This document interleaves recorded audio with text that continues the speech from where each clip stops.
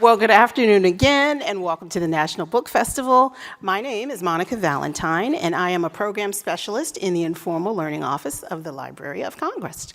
Our next panel, Drawing Yaqui Delgado, features author Meg Medina and author-illustrator Mel Valentine Vargas discussing the graphic novel adaptation of Yaqui Delgado Wants to Kick Your Ass, due out on September 5th from Candlewick. Mel and Meg will take questions after our discussion, so start thinking of what you might like to ask them. And our guests will also be signing their books from 4:30 to 5:30 p.m. So now let's meet our guests. Meg Medina is the current National Ambassador of Young People's Literature, a New York Times best-selling author who writes picture books as well as middle grade and young adult fiction. Meg's incredible body of work includes a range of critically acclaimed and award-winning titles for children and young adults, such as Mercy Suarez Changes Gears, Mango Abuela and Me, Evelyn Del Rey is Moving Away, Tia Issa Wants a Car, Mercy Suarez Can't Dance, and Burn Baby Burn. Mel Valentine Vargas is the graphic novelist and illustrator who's adapted Yaqui Delgado Wants to Kick Your Ass. Mel loves drawing minorities and art that their younger self needed while growing up. Their work is largely inspired by LGBTQ, Hispanic, and femme experiences and is focused in graphic storytelling with themes that help highlight minority lifestyles of all shapes and sizes. It's Mel's goal to ensure that their illustrations help people who are not often represented feel a little less alone and a lot more love.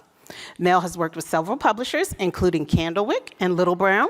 They will also be featured in an upcoming anthology of trans and non-binary comics, The Outside. Please welcome Meg Medina and Mel Valentine Vargas. It looks so comfortable out there. I mean, I wish I were in a beanbag chair. All right. Are they comfortable? Oh, good. Thumbs up. Yeah. So I have some questions that I want you both to respond to and a couple that I will give each of you specifically. But let's start off with some questions for both. And then Meg, if you would answer first, and then Mel, you. So Yaqui Delgado Wants to Kick Your Ass has been with us since 2013. Tell us what it means to complete this 10-year cycle with a graphic novel adaptation.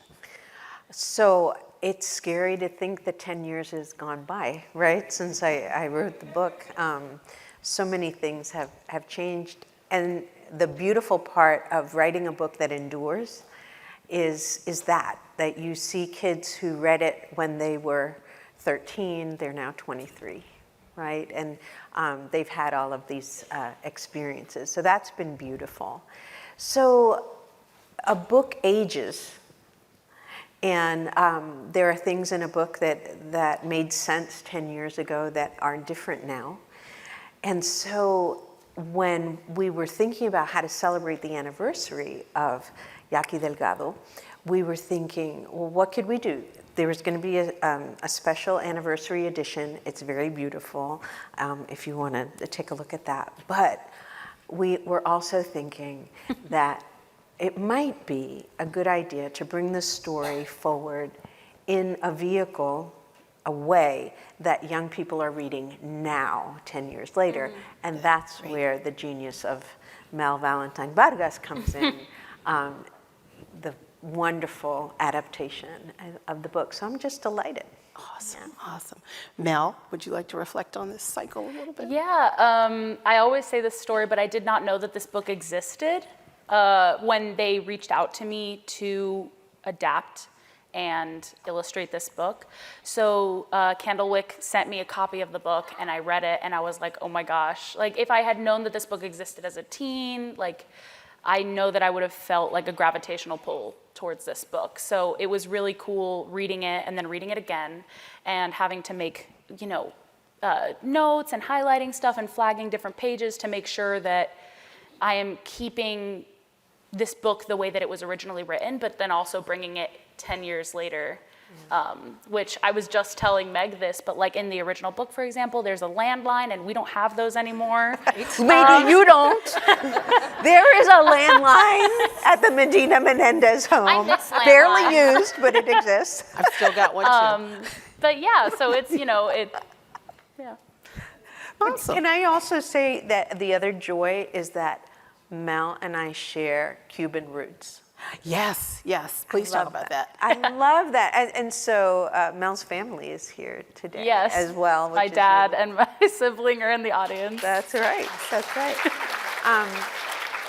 And there's an understanding there that happens around language, around how families operate, around how our families talk to each other, like those kinds of things. And so when you trust somebody with your book, right, it's a leap of faith, right? You're trusting them to capture this thing that was really important to you. And writing about family is really important to me. And Mel really just got it so exactly right. Yeah. So the conflict in Yaqui is one that most of us can relate to. Can you share with us, both of you, and Meg first, why you think it's important to explore these difficult topics in books for young people? Yeah, I think because growing up is bananas. I mean, do you think that way? I think so. It's just, no, ask them. They'll tell you. So I think that difficult things happen to kids right alongside the really funny and wonderful things that happen to them, right? They don't get on the team that they wanted to get on. They do great on a test. They flunk the test. The kid they like tells them they smell like onions. Like all the things happen at the same time. Their parents are in conflict at the same time that they find a new best friend. And so that sweet and sour nature of growing up is the thing. And so bullying and feeling targeted and feeling like not that you're on the outside of things, but also that you're really facing something kind of dangerous to you emotionally and physically in Yaqui's case. I think it was happening 10 years ago. It was happening 30 years ago, and it's happening right today. now. Yeah. And so just giving kids a story that they can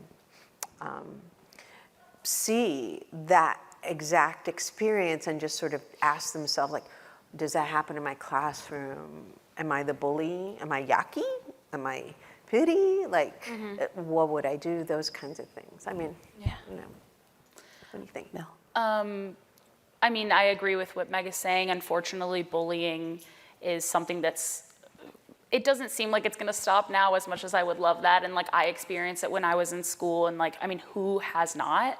And I think that seeing something and reading something and knowing that this thing has a word, and I can talk about this with other people who have experienced this, just makes everything feel lighter, because you know that you are not alone in this endeavor, and that this has happened to other people, and you don't have to feel ashamed because this is happening to you and nobody else.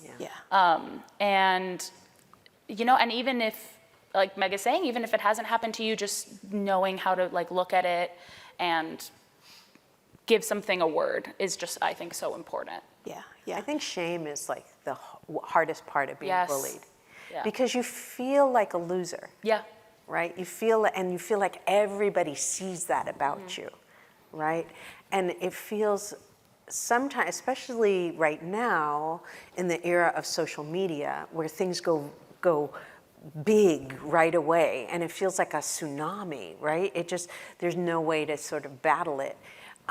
That loneliness, that shame that gets attached to bullying, I think we need to name that for kids, because as you say very rightly, many people are bullied. You could be bullied for anything. Yeah. You could be bullied for not being attractive, for being too attractive, for the kind of sneakers you wear, for the jacket you wear. If you're smart, or if you're too smart, or if you're not smart, or it's endless. Your race, your religion, it goes on and on and on, and it's this arbitrary thing of finding the way to make someone feel small. Yeah.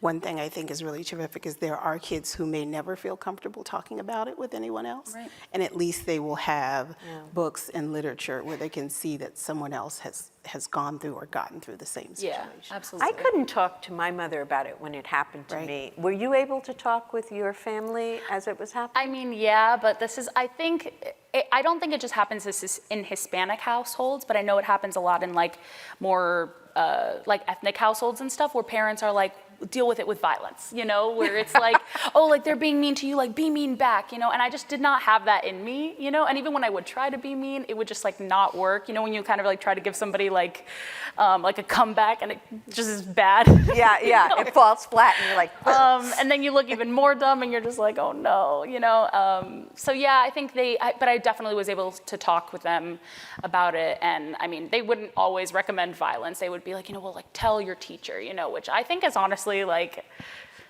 good advice, you know, in general, is just like tell somebody else, you know, anybody. But yeah, thankfully I was able to talk to my parents about it because just telling somebody else just feels like you're taking a weight off your shoulders. yeah. Yeah. So I'm going back in time.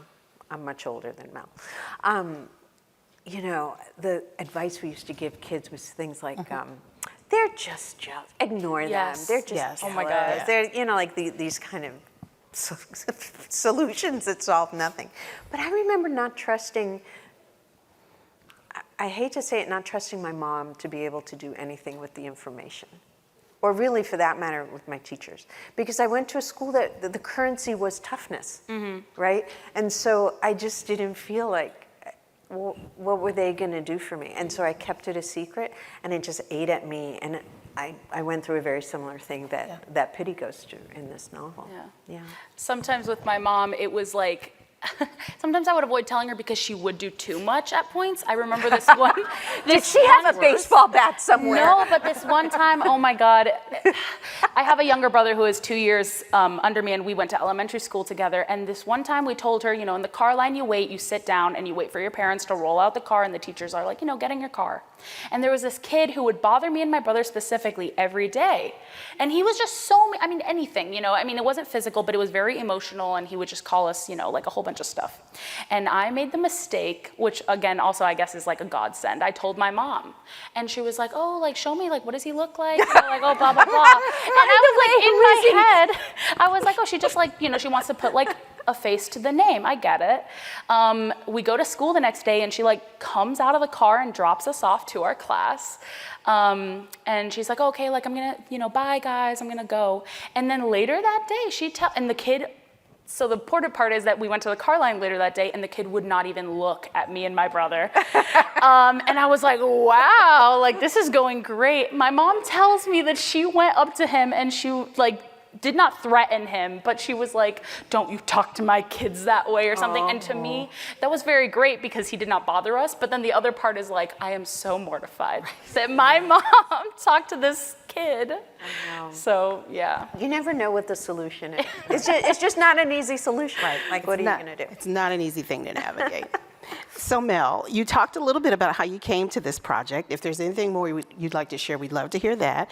But I was also wondering if you would reflect on if it's daunting to adapt to what most of us would call a YA classic. Yes. It's really crazy to get this book or piece of media in general that people already love and have treasured for years, and for people to tell you, but we want to make it new now. Especially since I didn't grow up knowing that the book existed, so it's like I'm also coming into this as a new fan of this book. But as I mentioned, I wish I had brought my copy that Candlewick sent me because it is full of highlighter marks and like those little like Post-it flags, and they were color coded that I had made a Post-it about like what the colors meant.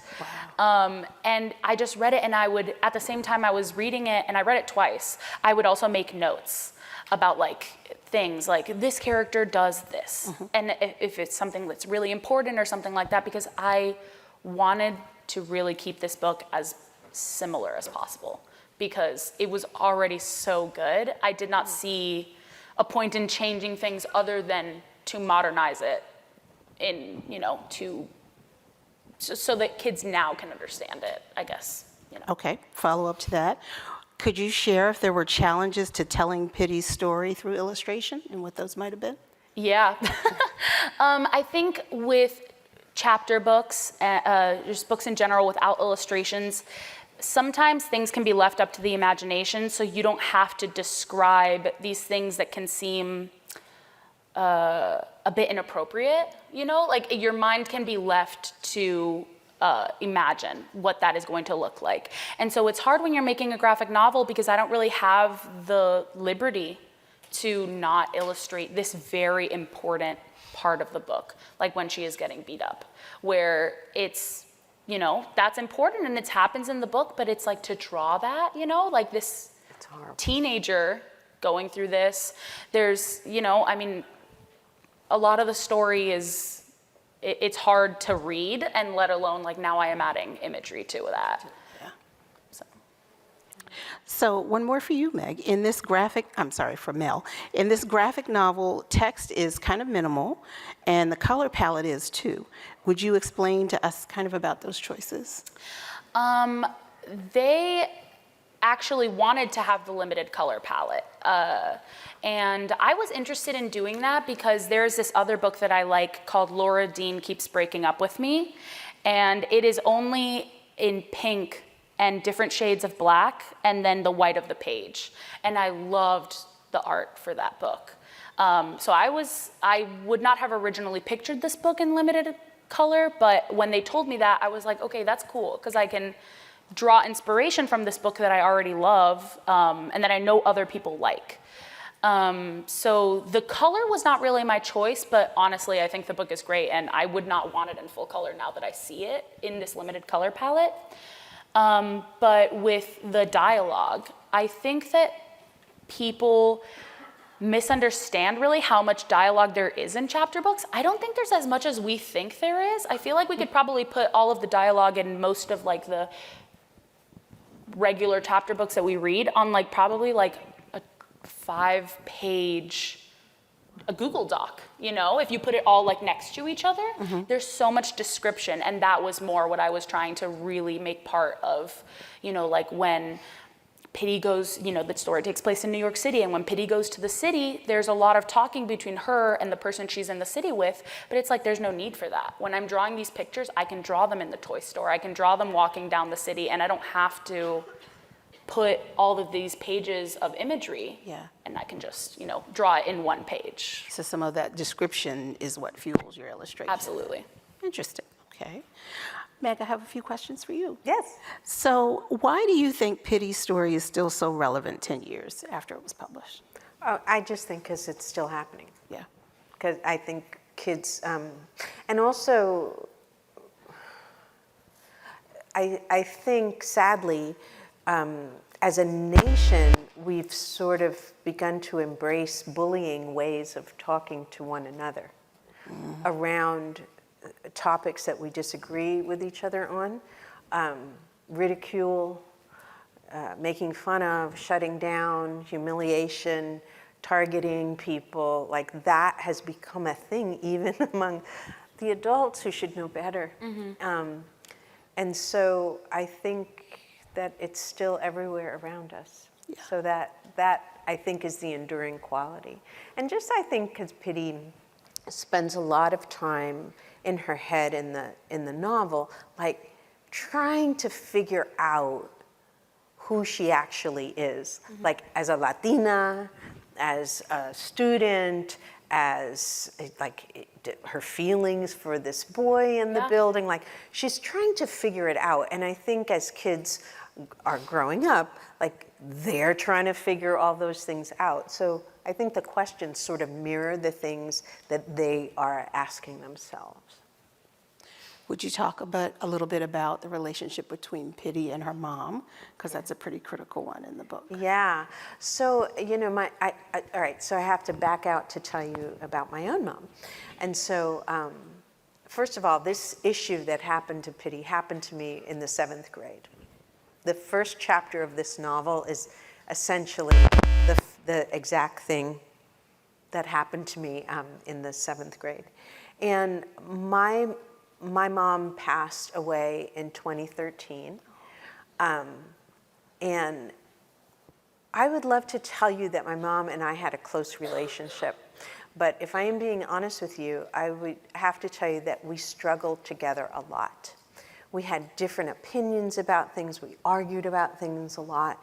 We couldn't really, I don't know, it was like this a lot. Yeah. And I think a lot of us have that relationship with our mom. It had nothing to do with love. A lot of love between us and a lot of struggle. And so I was trying to capture that in this novel. Pitty's mother is working hard at a job that's thankless. She wants good things for her daughter, but she's hard around the edges. She's tired. She can't fuss with this girl and this nonsense. And so she's also keeping secrets, important secrets from her daughter about who Pitty's father is and important things that Pitty should know. So like I tried to draw mothers and daughters sometimes as they are. And for the mothers and daughters who are out there in the audience now, I would say like the relationship you have like is ever evolving, right? It changes, and there's going to be like wonderful years when you get it, you know, you are in sync, and years when you're not in sync, and we come through it, you know, but it's okay. It's part of that relationship. So that's really the most important thing. And then in the end, you know, each recognizing the strength that the other has. I think that I hope came through in the novel too. It did, very much so. So what would you summarize as sort of the main message that you wanted readers to take away from Yaqui? And would you share with us who you really wrote this book for? Yeah, I never know the message because I'm writing it as lost. Okay, so when I'm writing, maybe you draw this way, I don't know. I go back to the age that I was. So in this novel, I went back to 15 when I was really angry. And I was really unsettled, and I was doing many wrong things. Yeah. And so that rage, that bitter thing, right, of teens, I tried to grab and put in the novel. But when you write that way, you're not really thinking, and now what will I tell children about this experience? Like it takes, you know, to write for young people, I think, you have to resist that. You have to resist becoming the adult in it for a long time, and you have to write it like in all its ugliness. And then at the end, you sort of start to reflect how to shape it. So, you know, for me, being able to talk to people about what's happening to you, figuring out how to find your voice when you're afraid, figuring out who's going to stand up for you. Sometimes it's your parent, sometimes it's a teacher, a guidance counselor, sometimes it's a friend that you'd never believe would stand up for you, and there they are. But just figuring out that piece. And can I just say one thing about the city drawing? Yes. Because this made me remind me. So there were lots of discrimination. And so we worked together and didn't work together. Right. Right? So I had Mel had complete control, and I would just get sketches every once in a while, right? And so I grew up in New York, and I got a panel, and there's should we tell them the Easter egg? Yeah. Okay. I don't think my mic is working. And oh, yes, it is. Okay. Yes. Mel drew us into this graphic novel. We're in there somewhere. And so I look fabulous, thank you, by the way. So we're in there.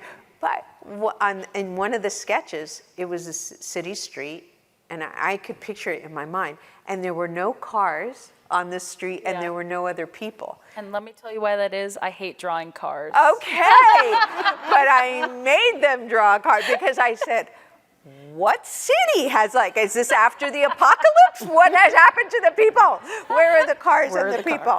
So we put them back in. So that's so funny. That's so funny because writers try to cheat Yeah. things like, I don't think I'm going to write that chapter because I don't like writing X thing. Yeah. And so it's I feel good like to know. You guys get away with that so much more because, like, if I don't draw a car, you know, it's like, why is there no car here?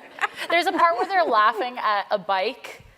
I hate drawing bikes. But I had to draw this tandem bicycle. But it turned out great, but I was like, no, the bike panel is coming. Okay. Yeah, yeah. So that's really funny. We all have things that we're like, I can't do that, even though people think you can do it. And then you figure Modes out of you can by transportation doing are it. your thing. Yeah. You don't like That doing. and animals. I also don't like drawing animals. All right, what's Yeah. your worst thing to draw? Cars, I would have to say. Cars. Cars. Yeah. And you made her do that. Yeah. Well, Mel, I'd also like you to respond. Was there a certain message that you wanted people to get that might have been different from what Meg intended in your adaptation? And then was there a specific kind of person that you were illustrating for when you took it on? I think it goes back to what I like to do with my work in general is that it's very important for people to see something that I have created and see themselves within that or see an experience that they've gone through. And I mean, I would be foolish to believe that I am a creator that can give that to everybody. You know, nobody can do that. But to know that, like, this is a Hispanic character who, you know, got bullied and has all these other experiences that are so universal and I went through, that is so important to me. And so I think I'm drawing for kids who are like me, you know, any kid, you know, like Pity's a girl, so I'm drawing this for girls. Pity's Hispanic, so I'm drawing this for Hispanic kids. Pity's a teen, so I'm drawing this for teens. There's so much that I think about when I'm drawing these things, other than, you know, are people gonna like how I drew this thing? Are people gonna notice this like little, you know, whatever that I drew here? So yeah, it's important for people to relate to my work on a larger scale and not just think that this looks nice, which is also nice for people to think that my art is nice, but yeah.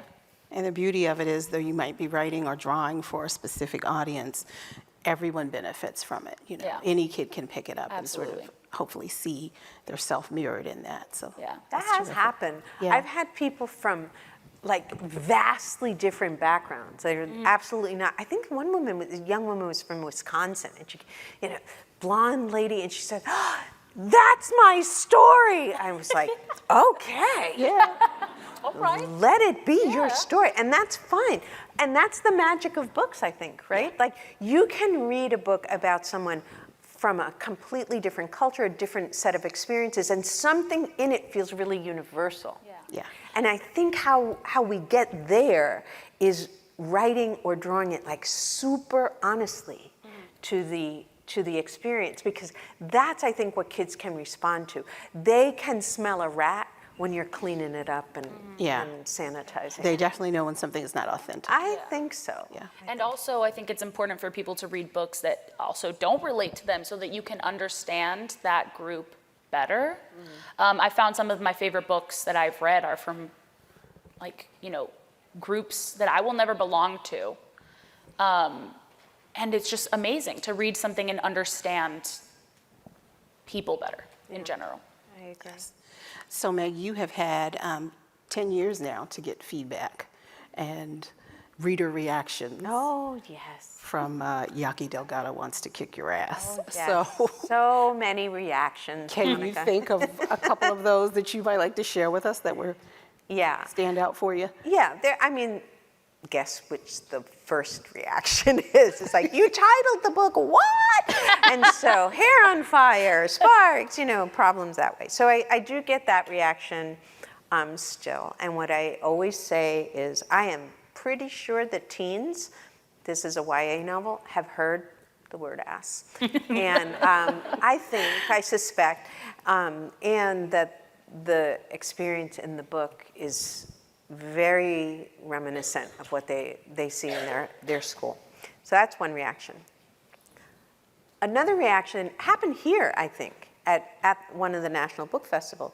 a mom came with her daughter into my signing line, and I signed the book for her, and the young woman moved on, but the mom stayed, and she said to me, I read this book with my daughter, and I want to tell you, it made me think of a girl in high school. I really gave her a hard time. And I feel like I need to find her and apologize. Wow. Yeah. Yeah. And so that felt important to me.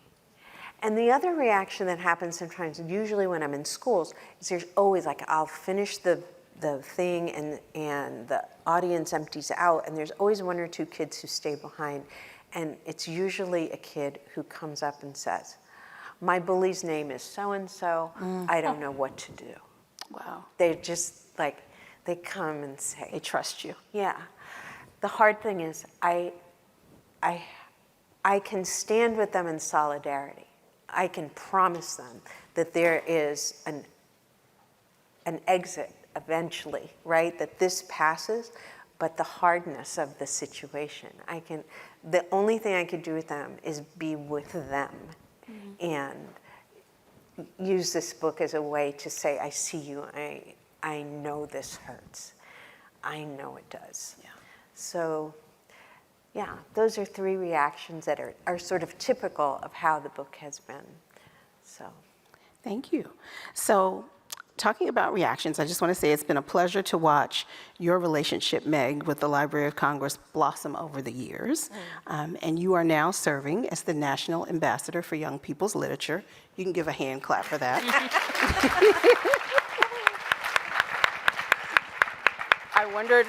I wondered if you would share with us your experience so far, what it's been like, what have been the challenges, what have been the rewards. yeah, man. So it's a very shiny thing. It's a really, really fun thing. I also want to start by saying that the former ambassador was Jason Reynolds. Have you ever had to follow Jason Reynolds?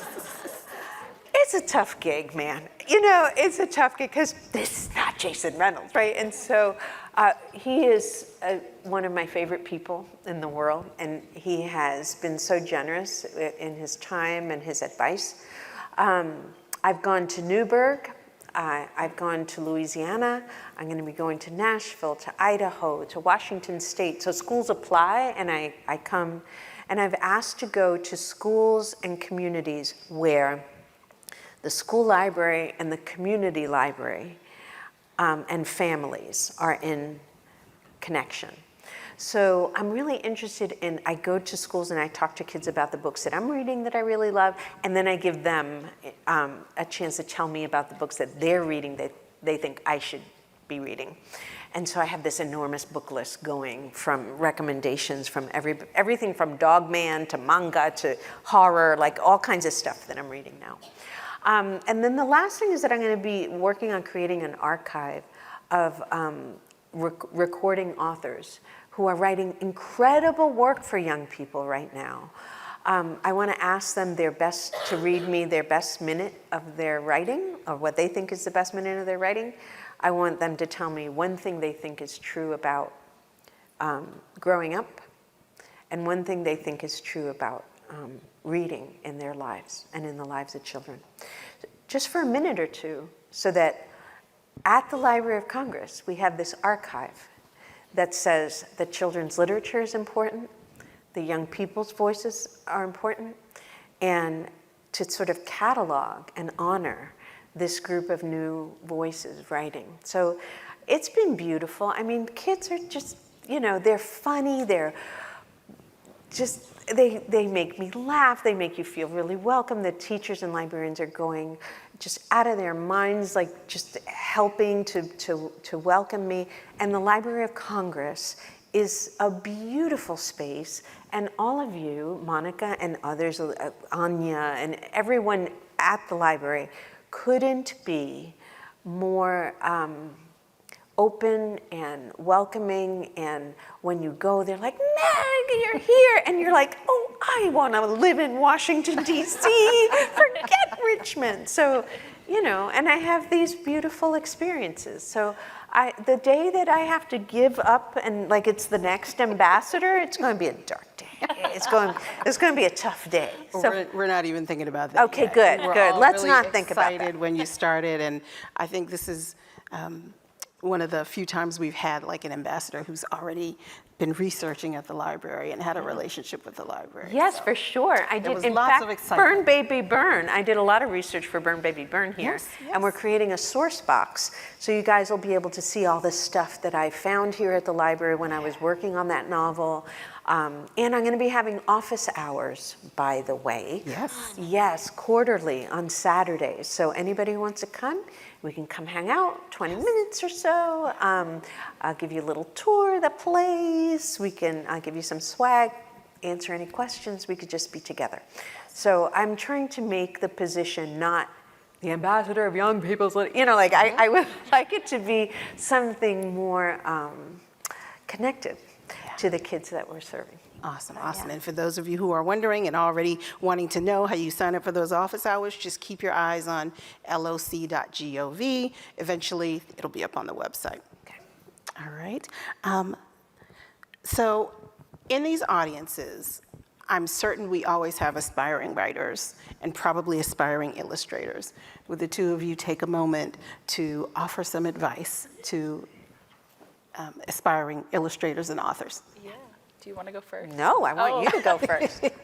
I don't know. As a kid, I loved to draw, and I loved to like sit down and do like an activity with my hands. And I think that is a lesson that I think me as an adult really took in a stride, is just that like to do something that you want to do, you have to do it. I find a lot of people, I mean, I would be a senior in college and we would get in freshmen, or we would have like an open house in college where prospective students would come or something, and they were like, I want to do art, I want to do comics. And the first thing I would always ask is like, well, let me see some of what you've done, because I would love to, what kind of work do you do? And a lot of them don't have any. And I thought that was crazy, because it's like, how do you want to do something and not do it? Which I get it, it's scary, and comics are scary, and I'm sure writing, I mean, I've tried to write, it's scary, but it's like you have to do it. Even if it's bad, it's always going to be bad at first. I mean, the first page of any graphic novel is going to look worse than the final page of a graphic novel, because you've been drawing a 280-something page book, and you're going to get better, So I think that something I can say to anybody who wants to aspire to do anything, I don't think this just works with illustration, is to just do it and have fun with it and draw what you want to draw. And you don't even have to publish it. You don't have to show it to anybody, but you have to be making work. Did you take a lot of art classes, like when you were a kid? No. I had like the art that was in elementary school. I went to an arts magnet middle school and high school, but I wasn't even there for illustration. I did costuming for a really long time, but I drew a lot of people when I was doing costuming, because you had to design the outfits. That was my favorite part. I loved doing that. So yeah, even just taking classes, watching YouTube videos, I don't know, watching a lot of animated shows also like inspired me a lot. So just really diving into something that you love, I think, is really important. Do you do animation at all? No. It's really hard. People underestimate how difficult animation is.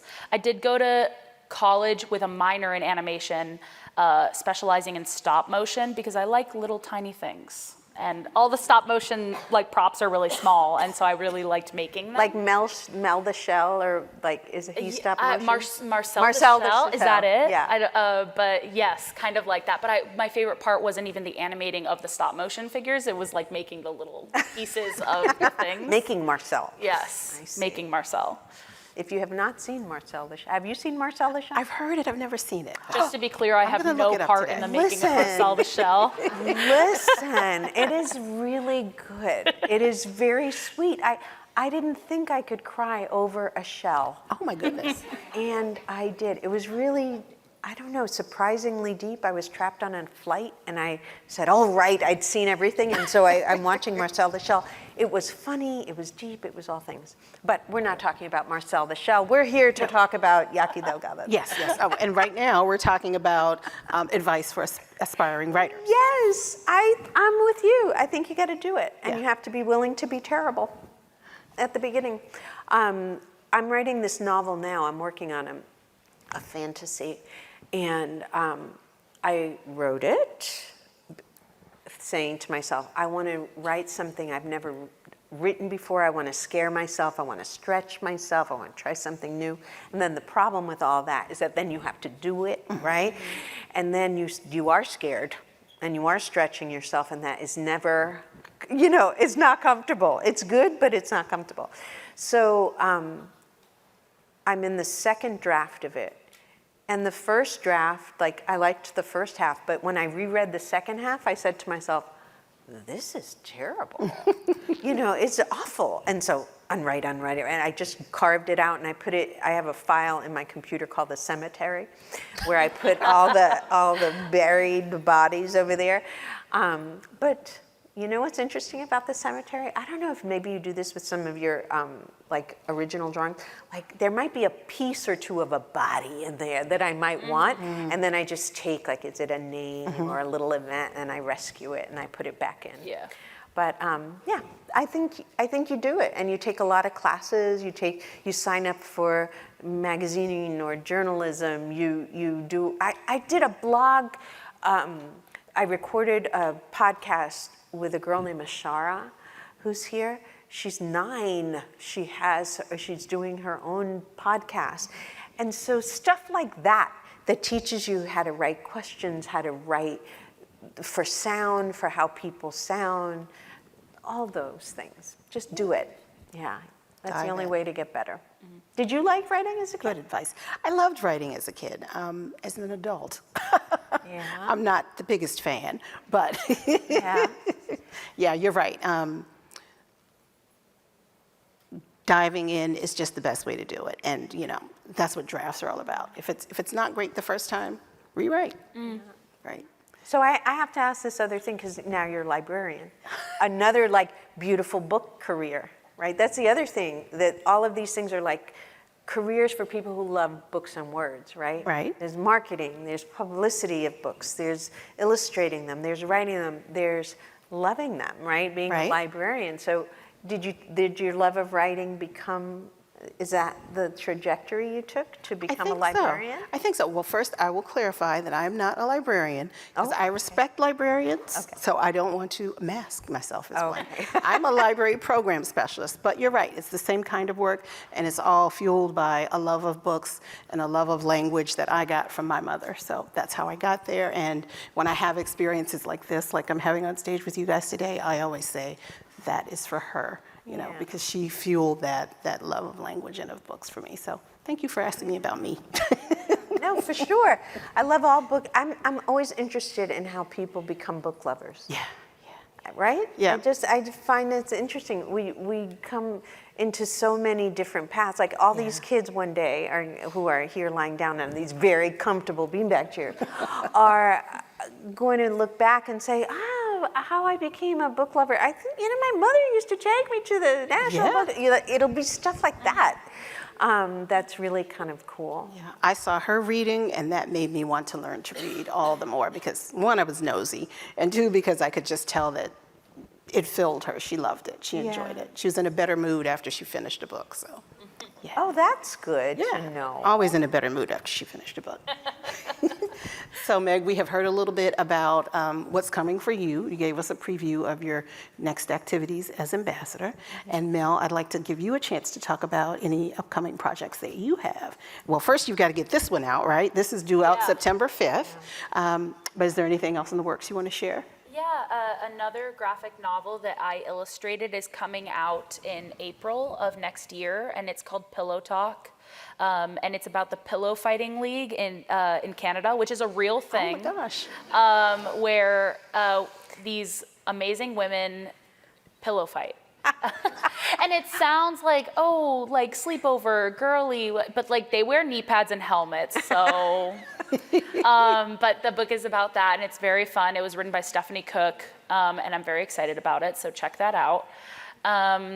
And yeah, the other projects I can't talk about, but very exciting stuff. I love graphic novels, so that is what I am doing. Great. Well, we'll look for more incredible work from you in the future. So now it's time for audience questions. I just want to point out we've got mics on the left and on the right.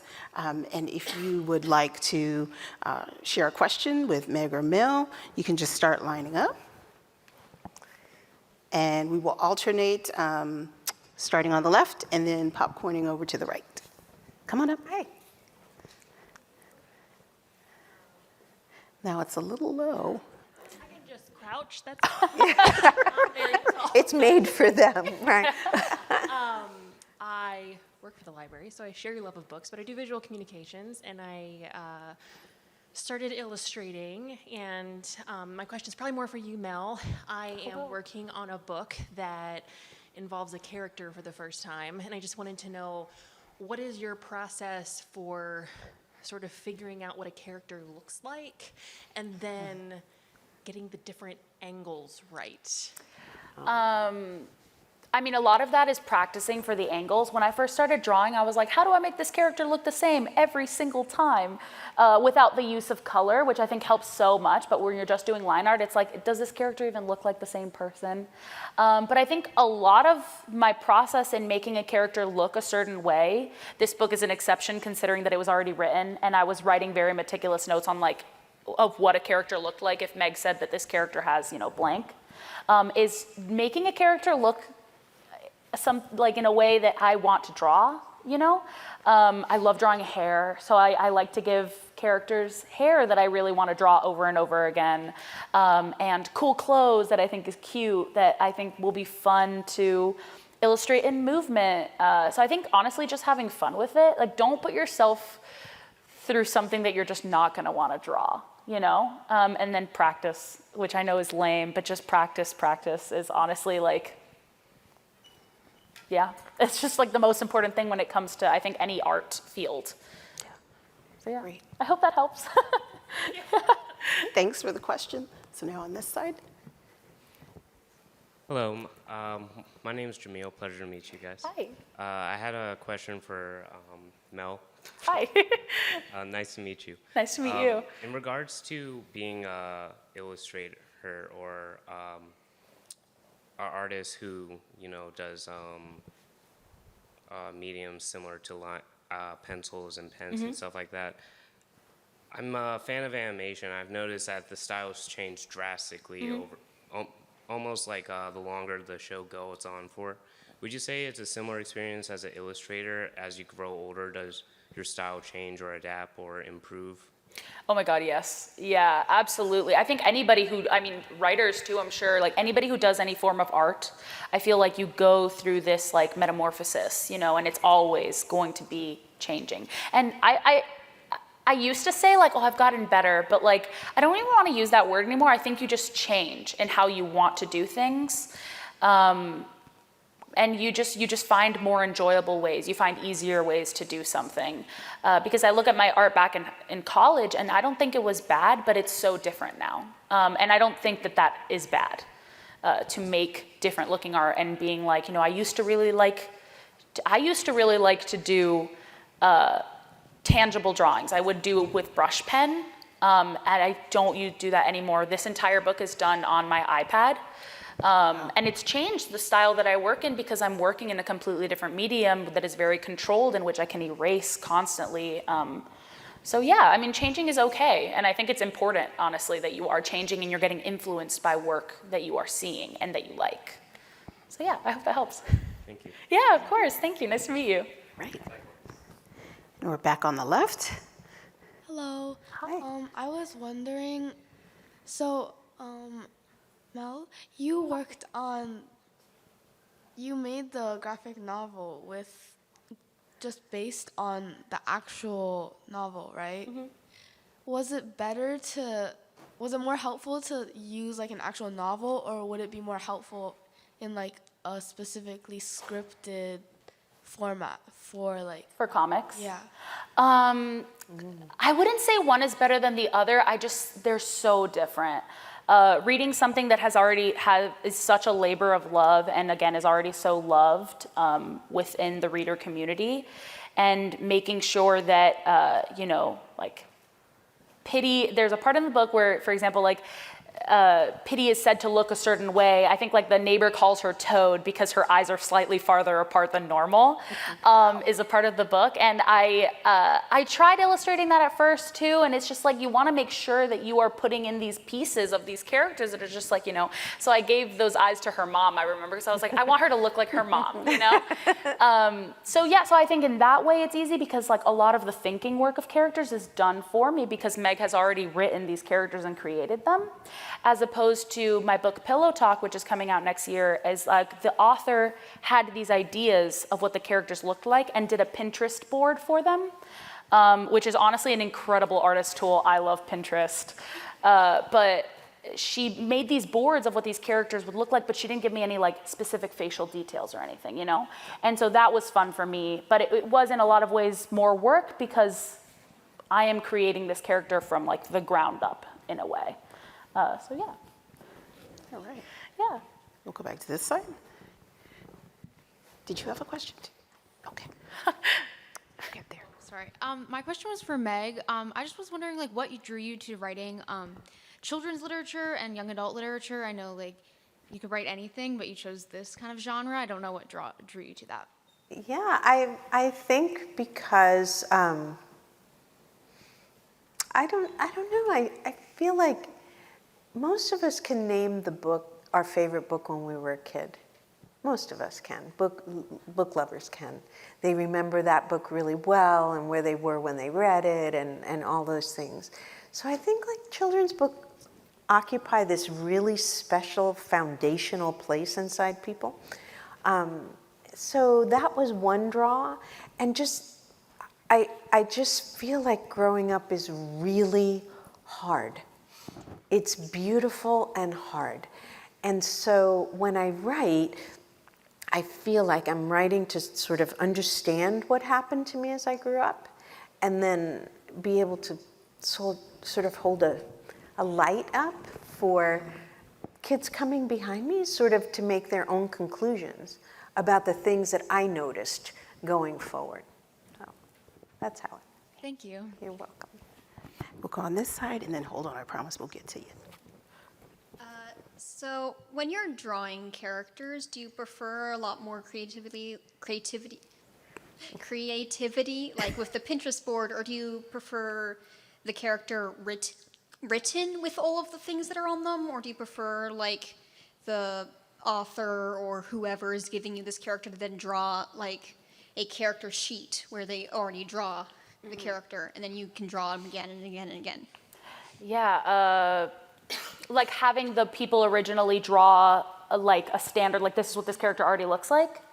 I've never had that actually. No, usually the authors are not illustrators. Otherwise, like they often do their own books if they are, not every time.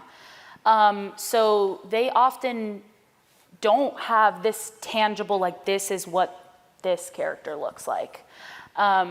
Which I really like as a creative and as an artist is like, here is my opportunity to put my own flavor on this, because if I mean, this book as an example, if somebody else would have done this book, it would have looked completely different, and maybe the story would have been told differently. So I kind of prefer having a little more creative, what's it called? Like License? Yes, maybe? creative license with how the characters look, and being able to maybe make one of the characters look like my friend who reminds me of this character. Or, I don't know, I really like drawing this kind of hair. So, it's stuff like that. So I like that. I recommend Pinterest because it's just such a great place to put all these like imagery. I'm a very visual person, so putting all these visual pieces together and being able to look at that board every time you need inspiration on this character who really likes yada, yada, yada, and making the board filled with those things and being able to be inspired by that constantly. So, yeah.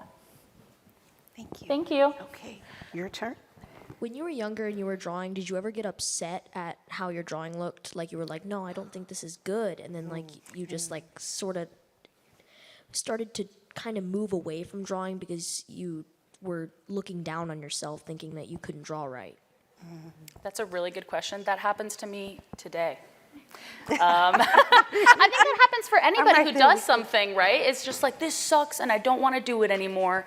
It's just normal. It's a part of like any job, is that you're going to come across these parts where you're just like, this is so bad and I don't know how I'm going to make it better.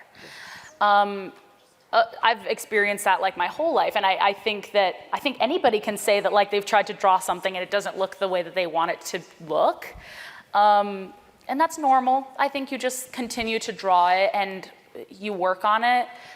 If it helps, something specifically that I heard once that I was like, oh my God, this is so true, is it's sometimes better to draw something over and over again, different times, rather than drawing it once and trying to fix it from that copy. I don't know if you feel that. I don't know if writing is this way.